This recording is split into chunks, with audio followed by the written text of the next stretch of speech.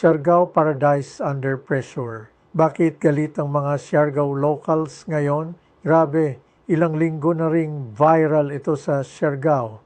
Yung isla na dati ay kilala lang sa surf, sa coconut trees at sa tahimik na buhay, probinsya, biglang naging usap-usapan dahil sa isang bagay, mga turista na hindi marunong gumalang.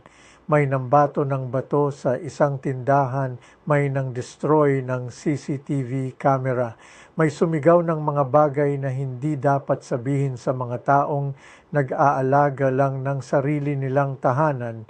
At hindi lang isang beses to nangyari. Simula pa noong Abril, patuloy na dumarating ang mga report ng insidente. Merong mga video na nag-viral sa Facebook mga netizen na nagkukwento ng masamang karanasan nila sa ilang foreign tourists sa isla. May nagsabi pa, "We have never been disrespected and assaulted like this in the years we've been living here." Sa isang insidente, 2 turista ang umano'y ng atake sa may-ari ng isang negosyo dahil lang sa nakita nilang nakadisplay na pro-Palestinian flag sa labas ng tindahan.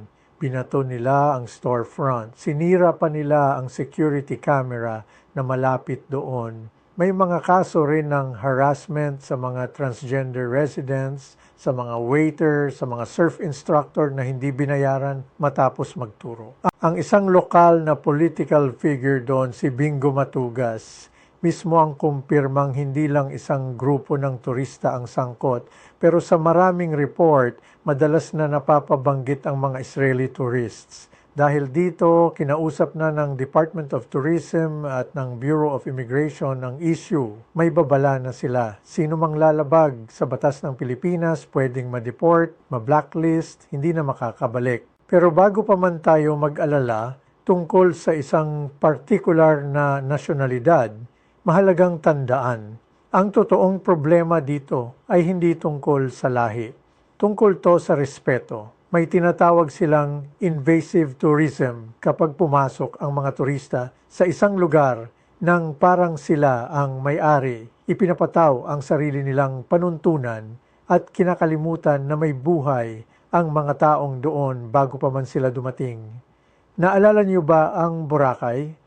Noong 2018, sinarado ito ng gobyerno ng 6 na buwan dahil sa over-tourism, sobrang daming turista, hindi na kayang tanggapin ng isla at nasira pa ang environment. Ngayon, natatakot ang mga taga-Siargao na baka ganoon din ang mangyari sa kanila. Ayon mismo sa isang community leader doon, si Sofia de Aziz, kasi nagsusuffer din yung local community. Tumataas ang presyo ng lupa na itataboy ang mga lokal sa sarili nilang bayan dahil sa pag-unlad ng turismo. At ngayon, dinadagdagan pa ito ng mga turistang walang respeto. Hindi lang mga ordinaryong residente ang nagsasalita. Si Andy Eigenman, na halos 10 taon nang naninirahan sa Siargao, nagbigay din ng reaksyon. "It breaks my heart seeing locals get pushed aside in their own home by people who arrive here for their own pleasure, thinking paradise means freedom from accountability." Kahit ang embahador ng Israel sa Pilipinas, si Dana Kursh, sumangayon. Kung may Israeli tourist na nanggugulo, dapat parusahan, walang exception. May mga organisasyon din gaya ng Project Paradise Community at Local Lab na aktibong tumutulong sa mga lokal, nagtuturo, nagbibigay suporta at nagtatayo ng Code of Conduct para sa mga bisita.